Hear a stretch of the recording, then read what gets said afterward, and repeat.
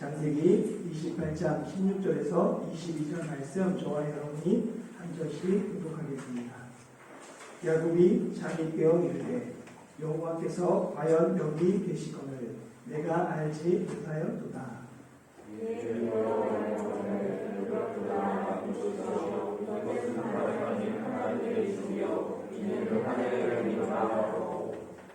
야곱이 아침에 일찍이 일어나 베개로 삼았던 돌을 가져다가 기둥으로 세우고 그 위에 기름을 붓고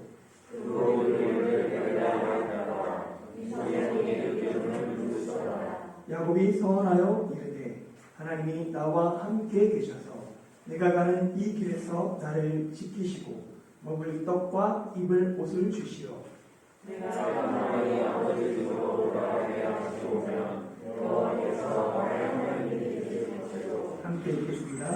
내가 기도로 세운 이 돌이 하나님의 집이 될 것이요 하나님께서 내게 주신 모든 것에서 10분의 1을 내가 반드시 하나님께 드리겠나이다 하였더라. 아멘. 야곱의 일생에는 하나님과의 결정적인 만남이 2번 있었습니다. 그중 우리는 이전 시간에 첫 번째 야곱의 터닝포인트에 대해서 살펴봤어요. 야곱의 첫 번째 터닝포인트는 야곱이 브엘세바에서 하란으로 가는 그 도중에 일어났습니다.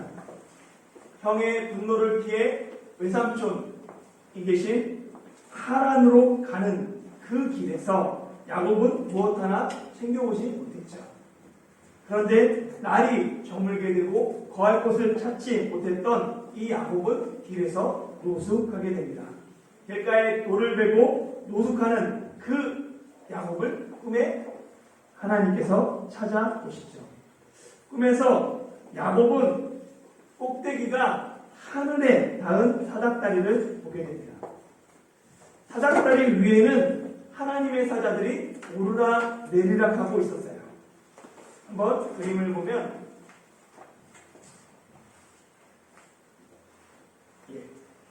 야곱이 꿈에 본 이 사닥다리 무엇을 상징한다고 말씀드렸죠? 야곱이 꿈에 봤던 이 사닥다리 땅부터 하늘을 연결한 이 사닥다리가 바로 예수님을 상징한다라고 말씀드렸습니다. 이 하늘에 닿은 사닥다리 그 끝에는 하나님이 계셨죠. 서서 계셨어요. 그리고 그 하나님이 야곱에게 말씀하십니다. 나는 여호와니 너희 조부 아브라함의 하나님이요 이삭의 하나님이라. 조부 아브라함에게 말씀하신 하나님, 아버지 이삭에게 말씀하신 하나님이 야곱을 찾아와서 처음으로 이제 말씀해 주시는 장면입니다. 그리고 야곱과 언약을 맺으시죠. 이 야곱이 맺은 언약은 아브라함과 이삭과 맺은 언약의 연장선상에 있습니다. 먼저 하나님이 아브라함과 맺은 언약이에요. 보면 내가 너로 큰 민족을 이루고 내게 복을 주어 내 이름을 창대하게 하리니 너는 복이 될지라. 너를 축복하는 자에게 내가 복을 내리고 너를 저주하는 자에게 내가 저주하리니 땅의 모든 족속이 너로 말미암아 복을 얻을 것이라 하신지라. 빨간색으로 해놨죠. 큰 민족을 이루고 땅의 모든 족속이 너로 말미암아 복을 얻을 것이다. 그렇게 말씀하셨어요. 그리고 이어서 이삭과 맺으신 언약은 창세기 26장 4절이에요. 내 자손을 하늘의 별과 같이 번성하게 하며 이 모든 땅을 내 자손에게 주리니 내 자손으로 말미암아 천하 만민이 복을 받으리라. 이건 아버지 이삭과 맺으신 하나님의 언약이죠. 그리고 야곱하고 맺으신 언약이 28장 14절이에요. 내 자손이 땅의 티끌같이 되어 내가 서쪽과 동쪽과 북쪽과 남쪽으로 퍼져 나갈지며 땅의 모든 족속이 너와 내 자손으로 말미암아 복을 받으리라. 아브라함에게 약속하셨던 큰 민족을 이루고가 아들 이삭에게서 내 자손이 하늘의 별과 같이 번성하게 하겠다라고 이어지죠. 그리고 손자 야곱에게 이르러서는 내 자손이 땅의 티끌같이 되겠다라고 말합니다. 우리의 초점이 대부분 여기에 맞춰져 있어요. 이 앞부분에 맞춰져 있죠. 내가 큰 민족을 이루는 것, 내 자손이 번성하게 되는 것이 우리의 초점입니다. 그러나 하나님의 초점은 다른 곳에 있어요. 하나님이 아브라함과 이삭과 야곱에게 맺은 그 핵심은 뒷부분, 하반절입니다. 땅의 모든 족속이 너로 말미암아 내 자손으로 말미암아 너와 내 자손으로 말미암아 복을 받으리라. 복에 대한 우리의 초점은 내가 땅을 차지해야 돼요. 내가 큰 민족을 이루어야 돼요. 나와 내 자손이 복을 받아야 돼요. 그러나 하나님의 초점은 땅의 모든 족속에게 있습니다. 하나님이 아브라함과 이삭과 야곱과 맺으신 언약의 핵심은 땅의 모든 족속이 너로 말미암아 내 자손으로 말미암아 복을 받을 것이다. 이를 사도 바울은 갈라디아서에서 이렇게 해석해요. 보면 다시 한번 읽어볼까요? 시작. 이 약속들은 아브라함과 그 자손에게 말씀하신 것인데 여럿을 가리켜 그 자손들이라 하지 아니하고 오직 한 사람을 가리켜 내 자손이라 하셨으니 곧 그리스도라. 아멘. 그러니까 하나님이 약속하신 그 자손이 누구라는 거예요? 예수님이다 라고 이야기합니다. 하나님이 아브라함의 하나님, 이삭의 하나님, 야곱의 하나님이 계신 것은 하나님의 구원 계획이 아브라함과 이삭과 야곱을 통해 계속돼서 계승되어 내려오기 때문입니다. 아브라함과 이삭과 야곱과 맺은 언약을 통해서 예수 그리스도가 이 땅에 오셨습니다. 그래서 신약 성경의 시작 마태복음 1장은 아브라함과 다윗의 자손 예수 그리스도의 세계라 하면서 아브라함, 이삭, 야곱으로 해서 예수 그리스도의 나심으로 이어지는 거예요. 우리 민족은 복을 좋아하는 민족이죠. 그래서 새해 인사도 복 많이 받으세요 라고 인사합니다. 아마 이렇게 인사하는 민족은 한 민족이 유일할 거예요. 그런데 그리스도인으로서 유념해야 될 점이 있어요. 내가 높아지고 내가 잘 되는 것, 물론 안정적인 땅에 정착하고 집을 사고 내 자손이 많아지고 내 이름이 창대하게 되는 것, 하나님의 복인 것은 틀림없습니다. 그런데 하나님이 땅과 자손의 복을 주신 이유가 있다는 거예요. 그 이유를 잊지 말아야 합니다. 내 초점은 계속해서 강조하지만 나에게 맞춰져 있어요. 내 자손에게, 내 가정에게 맞춰져 있습니다. 그러나 하나님의 초점은 나와 내 자손이 복이 되는 거예요. 나와 내 자손으로 말미암아 땅의 모든 족속이 복을 받는 것, 복을 얻는 것, 그것이 하나님이 우리에게 복을 주신 목적입니다. 하나님의 복은 이 땅의 모든 족속을 향합니다. 하나님이 세상을 이처럼 사랑하사 독생자를 보내신 것, 이 세상 모든 사람을 사랑하기 때문입니다. 하나님의 사랑은 그래서 모든 영혼을 대상으로 하죠.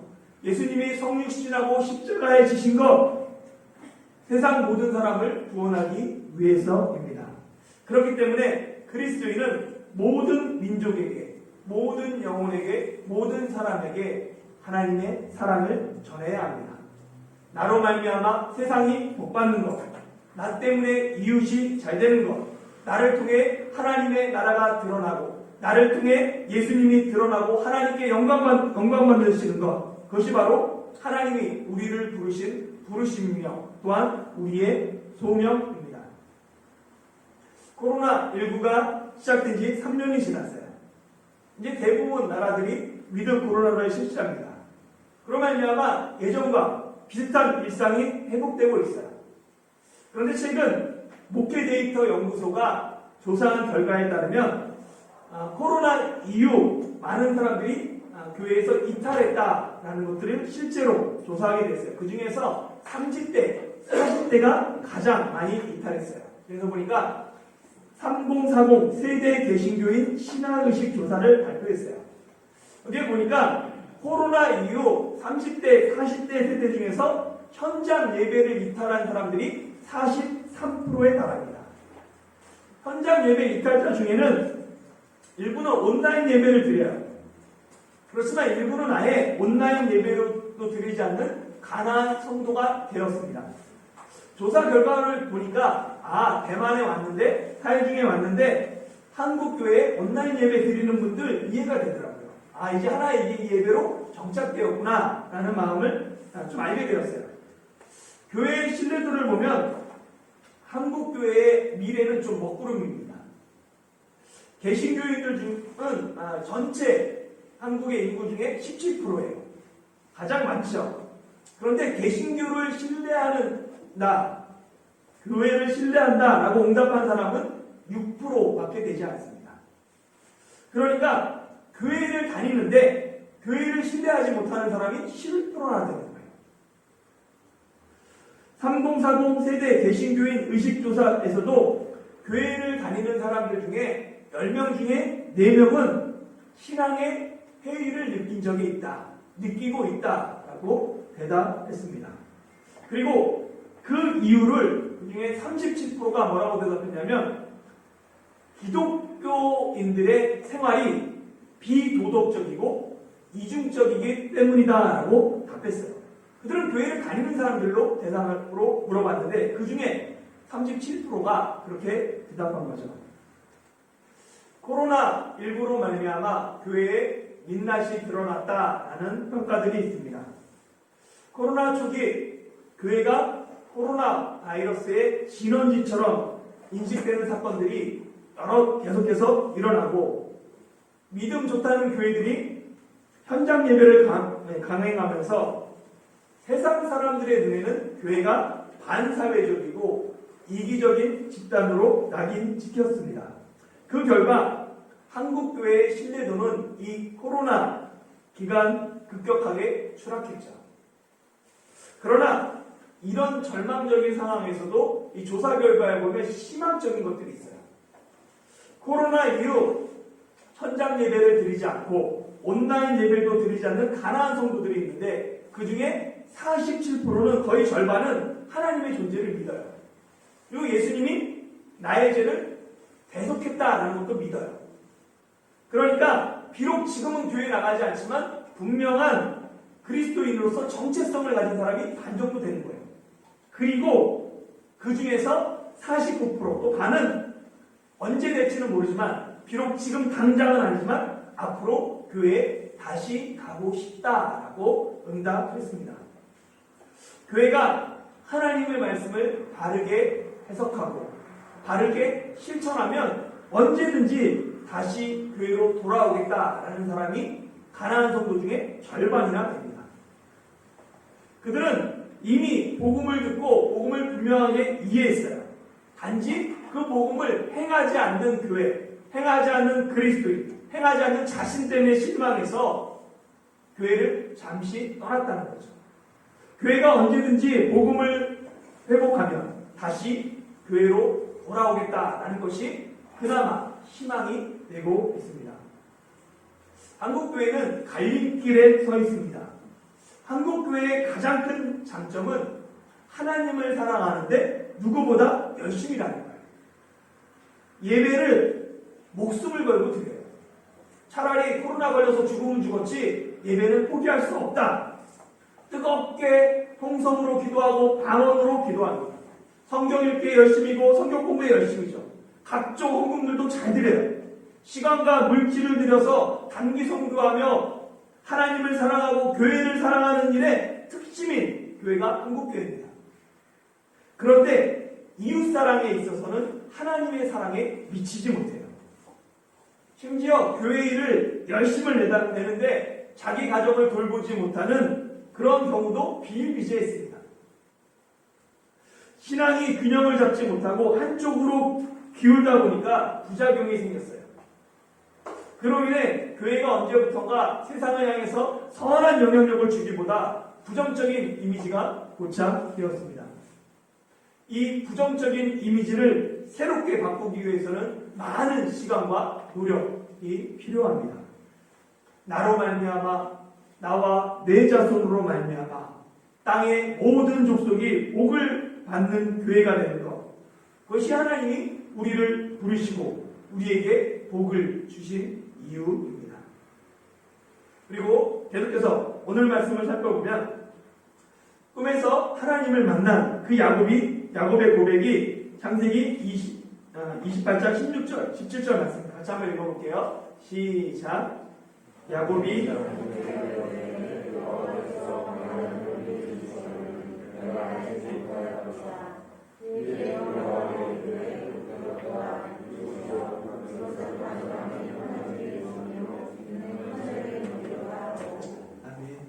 야곱은 하나님이 일정한 장소, 제단이나 성전 같은 그런 곳에만 계신 분으로 생각했어요. 그런데 하나님이 길에서 유숙하는 자신을 찾아오셨습니다. 잠에서 깬 야곱은 내가 찾아가서 만나는 하나님, 그 하나님이 아닌 나를 찾아오신 하나님, 특정한 장소에만 계신 하나님이 아니라 하나님이 계신 그곳이 특별한 곳이 됨을 깨닫고 자신의 무지를 고백합니다. 내가 알지 못하였도다라고 얘기하죠. 우리 역시 마찬가지예요. 특별한 장소, 특히 거룩한 곳, 거룩한 성자가 들어간 성전, 성소, 그런 곳에 하나님이 계신다고 생각합니다. 그런데 거룩한 곳에 하나님이 계시는 것이 아니에요. 하나님이 계신 곳이 거룩한 곳이 되는 것입니다. 12해를 혈루증으로 고생한 여인이 있었죠. 많은 의사를 찾았지만 오히려 많은 괴로움을 받았습니다. 가진 것을 다 허비했어요. 아무 효용이 없었고 오히려 더 병이 중해졌습니다. 이 여자가 어느 날 예수님에 대한 소문을 들어요. 그리고 무리 가운데 섞여서 예수님의 뒤로 와서 몰래 예수님의 옷가지에 술에 손을 댑니다. 그랬더니 혈루 근원이 마르고 병이 나았어요. 이 혈루증은 현대 병명으로 하면 만성 자궁 출혈증입니다. 율법은 신체에서 비정상적인 출혈이 일어나거나 아니면 분비물이 흘러나오는 질병을 유출병으로 규정해요. 그래서 유출병이 있는 사람은 부정한 사람입니다. 이 사람은 다른 사람과 접촉이 금지되어 있어요. 왜냐하면 다른 사람하고 접촉하면 그 사람도 부정하게 되기 때문에 그래요. 내가 부정하기 때문에 다른 사람과 접촉을 통해서 부정을 타개하는 거죠. 그것이 율법입니다. 그런데 복음은 부정한 사람이 거룩한 사람과 접촉함으로 거룩을 타는 거예요. 예수님과 접촉했더니 도리어 우리가 깨끗하게 되는 겁니다. 그것이 복음이에요. 거룩한 곳에 주님이 계시는 것이 아니라 주님이 계신 곳이 거룩한 곳으로 변화됩니다. 왜 우리가 성도라고 불리고 왜 우리가 성전이 되었습니까? 고린도전서 3장 16절에는 너희가 하나님의 성전인 것과 하나님의 성령이 너희 안에 계신 것을 알지 못하느냐라고 이야기합니다. 우리 안에 하나님이 계시기 때문에 우리가 성전이 되는 거예요. 거룩하신 하나님이 우리 안에 계시니까 우리가 거룩하게 되는 것입니다. 이 진리를 알지 못하면 내 의를 강조하게 돼요. 내가 좀 괜찮으니까 하나님이 나를 구원하셨지. 내가 좀 그래도 남들보다는 나은 게 있으니까 하나님의 은혜를 베푸시지. 이 잘못된 구원관을 가지게 됩니다. 아무런 건물도 없는 빈들이 어떻게 하나님의 집이 되고 정말 아무것도 없는 허허벌판이 어떻게 하늘의 문이 됩니까? 하나님의 집은 건물이 아니라 예배당이 아니라 성전이 아니라 하나님의 임재가 있는 곳입니다. 하늘의 문은 특정한 장소가 아니라 하나님과의 만남이 있는 곳입니다. 하나님과의 만남은 성전이나 제단에서만 이루어지는 것이 아닙니다.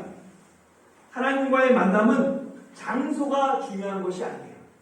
하나님이 찾아오시는 으로 이루어집니다. 하나님이 찾아오시면 아무것도 없는 광야, 빈들이라도 그곳이 세상에서 가장 거룩한 곳이 됩니다. 하나님과의 만남이 있는 곳이 하나님의 집이며 하나님과 교제하는 그곳이 하늘의 문입니다. 이를 깨달은 야곱은 아침에 일찍이 일어나 베개로 베었던 돌을 가져다가 기둥을 세우고 그 그 위에 기름을 붓고 그곳 이름을 베델이라고 부르죠. 베델은 하나님의 집, 하나님의 전이라는 뜻입니다. 히브리 사람들은 사람이나 물건을 거룩하게 구별할 때 그 위에 기름을 붓는 관습이 있어요. 그래서 야곱은 하나님과 만나는 꿈을 꿨던 꿀 때 배웠던 그 돌을 세우고 기름을 부어 거룩하게 구별하고는 그곳을 베델, 하나님의 집이 될 것이다. 내가 집을 세울 것이다. 여기서 하나님과의 만났기 때문에 이것을 길이길이 잊지 않고 기억하겠다라고 믿음으로 고백하는 것이 베델이라는 거예요. 이를 분명하게 하기 위해서 야곱은 서원합니다. 하나님께 약속하죠. 맹세합니다. 그 서원 내용이 20절에서 22절까지 같이 한번 읽어볼까요? 시작. 야곱이 서원하여 이르되 하나님이 나와 함께 계셔서 내가 가는 이 길에서 나를 지키시고 먹을 떡과 입을 옷을 주시어 내가 평안히 아버지 집으로 돌아가게 하시오면 여호와께서 나의 하나님이 되실 것이요 내가 기둥으로 세운 이 돌이 하나님의 집이 될 것이요 하나님께서 내게 주신 모든 것에서 10분의 1을 내가 반드시 하나님께 드리겠나이다 하였더라.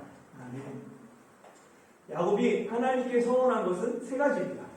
첫 번째는 여호와가 나의 하나님이 될 것이다. 내가 하나님을 섬기겠다라는 것이고, 두 번째는 이 돌이 하나님의 집이 될 것이다. 여기에 내가 제단을 쌓고 성전을 되게 하겠다. 세 번째는 나의 모든 것의 10분의 1을 하나님께 11조를 드리겠다라는 이 세 가지 서원입니다. 그런데 이 야곱의 서원을 보면 그냥 순종하고 그냥 따라가는 서원이 아니라 조건이 붙어있는 조건문으로 되어 있어요. 만일 하나님이 나와 함께 계셔서 나를 지켜주시고 먹을 것을 주시고 입을 것을 주시고 내가 무사하게 평안하게 아버지의 집으로 돌아오게 해주시면 내가 이 세 가지 서원을 지키겠습니다 라는 것입니다. 야곱은 하나님을 만났어요. 그러나 여전히 계산적입니다. 항상 의심하고 손해보지 않으려고 하는 야곱의 그 성격이 서원에도 그대로 드러나요. 왜냐하면 하나님이 이미 15절에서 약속하셨어요. 내가 너와 함께 있어 너를 지키며 너를 이끌어 이 땅으로 돌아오게 할 것이다 라고 약속하셨어요. 그러나 야곱은 이 하나님의 약속을 온전히 신뢰하지 못하는 거예요. 그래서 오히려 하나님께 흥정합니다. 아무것도 의지할 것 없는 자신을 찾아오신 하나님에게 감격하면서도 여전히 계산해요. 속으로 이것저것 계산하죠. 야곱은 태어나기 전부터 어머니의 태 속에 있을 때부터 지금까지 오직 장자권과 축복권을 얻기 위해 달려왔어요. 그리고 아무것도 없는 허허벌판에서 극적으로 하나님을 만났습니다. 그러면 하나님과의 만남이 일어나면 뭔가 변화가 있어야 되잖아요.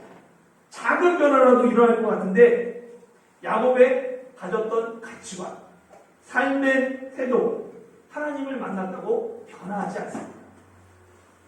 여전히 계산하죠.